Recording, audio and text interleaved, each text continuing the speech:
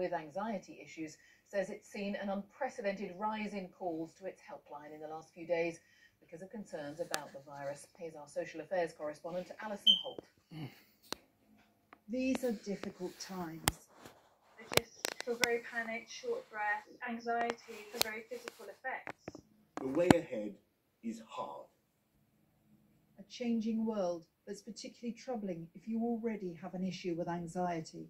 If I don't have a plan or something to work towards, that's when I start cracking a little bit. She was literally in tears and sobbing her heart out because she was so worried.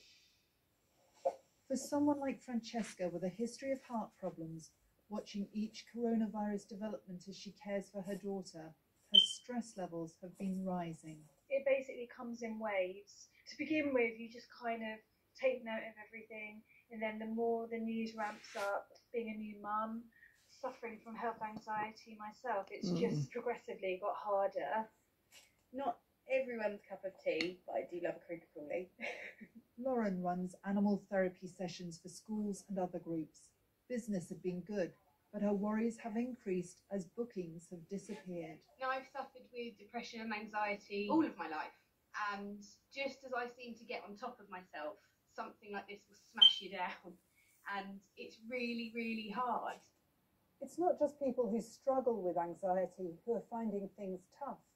In a matter of days, all our lives have changed dramatically, which makes it really important that we find our own way of dealing with that stress.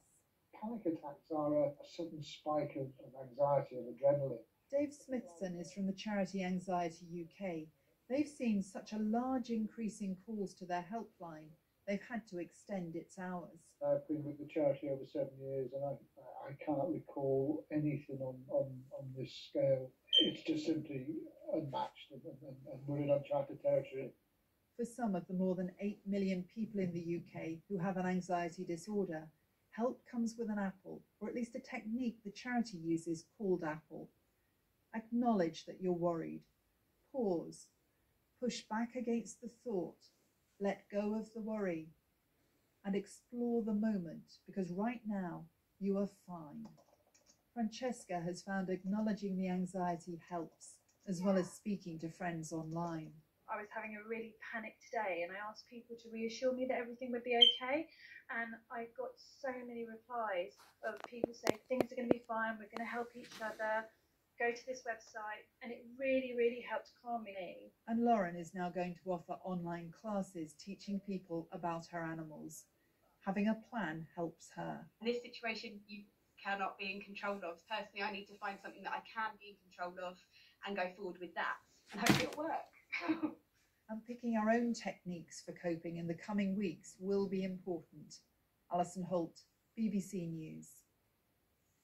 Well, families who live in flats and don't have access to green space are also finding these restrictions difficult, particularly when they're at the top of a tower block. When people do get outside for their one chance a day to exercise, many parks are now out of bounds.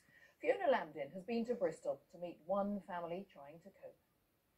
Up on the 15th floor of this high-rise in Bristol lives single dad Samuel Smith with his 2 young boys aged 6 and 2. It's like rabbits in a hutch. We're all cooped up. There's not that much we can do because we're just in a one-bedroom. The windows can't really open them that much because it gets cold in there, being on the 15th floor. Hallway, and then the bedroom. This is the bedroom. Spending 23 hours inside here with no garden is a challenge. Boys just ransacked the flat. Toys everywhere. We've all been told we can go outside once a day to exercise, and for Samuel and his boys, this time is precious. And on their way out, they see their friend and neighbour, Brenda. Do you need anything at all, Brenda? Hello, Macario. They have a balcony, but her children want to play outside. I feel bad. Horrible. Yeah. Do the children understand? He understands, but he doesn't. Yeah. Do they keep asking you to go out? Yes. What do you say? I try to explain to them. Yeah.